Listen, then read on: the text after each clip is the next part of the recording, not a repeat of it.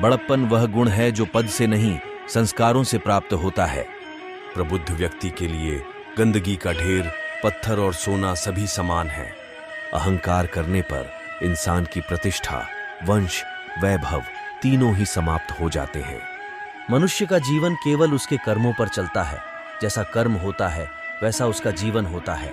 जीवन में आधे दुख इस वजह से आते हैं क्योंकि हमने उनसे आशाएं रखी जिनसे हमें नहीं रखनी चाहिए थी।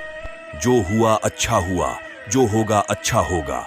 स्वयं को मुझ पर छोड़ दो, अपने कर्म पर ध्यान दो। कर्म ऐसा जो स्वार्थ रहित, पाप रहित हो। क्रोध से भ्रम पैदा होता है, भ्रम से बुद्धि व्यग्र होती है। जब बुद्धि व्यग्र होती है तब तर्क नष्ट हो जाता है। जब तर्क नष्ट होता है तब व्यक्ति का पतन हो जाता है। अगर कोई मनुष्य हमारे साथ बुरा कर रहा है तो उसे करने दो, यह उसका कर्म है और समय उसके कर्म का फल उसे जरूर देगा। लेकिन हमें कभी भी किसी के साथ बुरा नहीं करना चाहिए क्योंकि यही हमारा धर्म है। आत्मा न तो जन्म लेती है, न कभी मरती है और ना ही इसे कभी जलाया जा सकता है, ना ही पानी से गीला किया जा सकता है। आत्मा अमर और अविनाशी है। हर किसी के अंदर अपनी ताकत और अपनी कमजोरी होती है। मछली जंगल में नहीं दौड़ सकती और शेर पानी में राजा नहीं बन सकता, इसलिए अहमियत सभी को देनी चाहिए।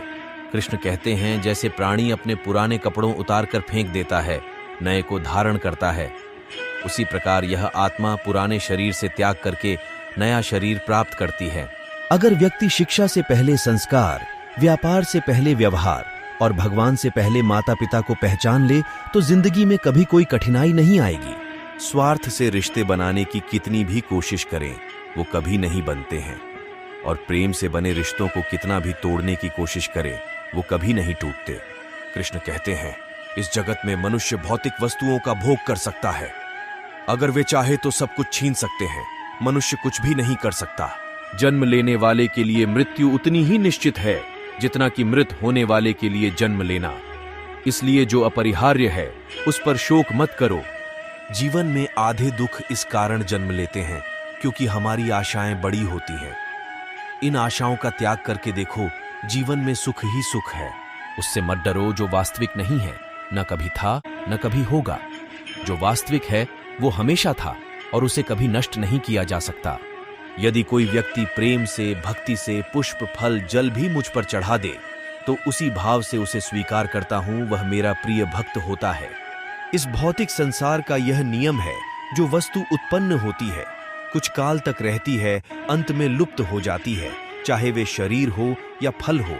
संदेह की स्याही से संबंध के पृष्ठ पर कभी शुभ अंकित नहीं होता, इसलिए अपने मन के विचार और संबंधों का आधार दोनों ही शुभ रखें।